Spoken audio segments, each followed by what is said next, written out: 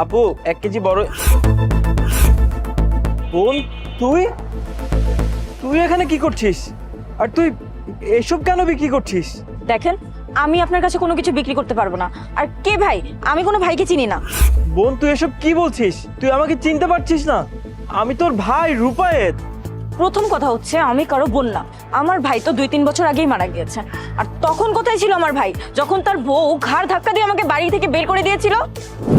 শোন, তোকে আজকে আমি একটা কথা বলতে চাই। তুই তো কোনো কাজের না, আর তোকে দিয়ে কি কাজ করাবো বলতো? তাই আমি তোকে এই বাসায় আর রাখতে পারবো না। আর শোন, তুই ভালোই ভালো এই বাসা থেকে বের হয়ে যা, বুঝতে পেরেছিস?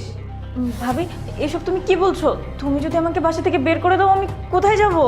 তুই কোথায় যাবি সেটা তো আর আমি জানি না, তাই না? তোকে আমি এই বাসা থেকে বের হয়ে যেতে বলেছি, তুই বের হয়ে যাবি। আর তোকে দিয়ে আমি এই বাসায় কি করবো বলতো?